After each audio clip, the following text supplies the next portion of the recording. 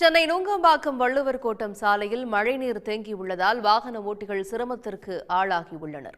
சாலையில் விழுந்த மரத்தையும் விரைந்து அகற்ற வேண்டும் என மக்கள் வலியுறுத்தியிருக்கிறார்கள். இது தொடர்பான தகவல்களை செய்தியாளர் ஹரிஹரனிடம் கேட்கலாம்.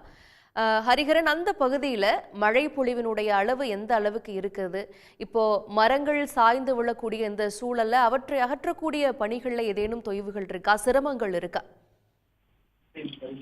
சென்னை நுங்கம்பாக்கம் வள்ளுவர் கோட்டம் இருக்கக்கூடிய பகுதிக்கு பின்புறமாக இருக்கக்கூடிய சாலைகள் மற்றும் தெருக்கள்ல மழைநீர் தேக்கம் ஏற்பட்டிருக்கிறது. குறிப்பாக அந்த பகுதியை பொறுத்த வரைக்கும் நுங்கம்பாக்கத்திலிருந்து சேத்பட் செல்லும் வள்ளுவர் கோட்டம் நெடுஞ்சாலையில மழைநீர் வடிகால் இணைப்பு பணிகள் நடைபெறுவதால் அந்த பகுதியில தண்ணீர் தேங்குகிறது. வழக்கமாக எப்போது மழை பெய்தாலும் அது தாழ்வான பகுதியாக இருக்கக்கூடிய ஒரு காரணத்தால அந்த பகுதியில எப்பவுமே தண்ணீர் தேங்குகிறது வழக்கமாகவே இருக்கும். இந்த முறை இதுவரை மோட்டார்களை கொண்டு அந்த பகுதியில தண்ணீர் அகற்றும் பணியில எதுவும் நடைபெறவில்லை. அதே நேரத்துல மாநகராட்சி தரப்புல மர அறுவை இயந்திரங்கள் தயார் நிலையில் இருக்கு. அந்த பகுதியில மரம் அறுக்கும் பணிகளை உடனடியாக மேற்கொள்ள வேண்டும் என்றும் உடனடியாக விழுந்த மரத்தை அகற்றப்பட்டு தேங்கியுள்ள மழைநீரை அகற்ற வேண்டும் என்றும் பொதுமக்கள் வலியுறுத்தியிருக்காங்க. நுங்கம்பாக்கத்தை பொறுத்த வரைக்கும் 6 சென்டிமீட்டர் அளவில் மழை பெய்திருக்கு.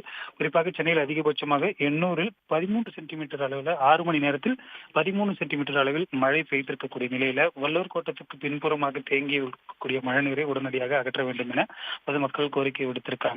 சென்னையை பொறுத்த வரைக்கும் சென்னை முழுவதும் மழைநீர் தேங்கிய இடங்களிலிருந்து மழைநீரை அகற்றுவதற்காக 1400க்கும் மின் மோட்டார்கள் மற்றும் டீசல் இயங்கும் மோட்டார்கள், டிராக்டர்கள் மூலமாக இயங்கும் மோட்டார்கள் என பல்வேறு வகையான மோட்டார்கள் தயார் நிலையில் வைக்கப்பட்டிருக்கக்கூடிய நிலையில இந்த பகுதியிலும் உடனடியாக வைக்கப்பட்டிருக்கக்கூடிய மோட்டார்கள் இயக்கப்பட்டு தண்ணீரை அகற்ற வேண்டும் என மாநகராட்சி தரப்பில் நடவடிக்கை மேற்கொள்ள வேண்டும் என பொதுமக்கள் வலியுறுத்தியுள்ளனர். விவரங்களுக்கு நன்றி ஹரிஹரன். உடனுக்குடன் செய்திகளை தெரிந்து கொள்ள சன் நியூஸ் பெல் ஐகானை கிளிக் பண்ணுங்க.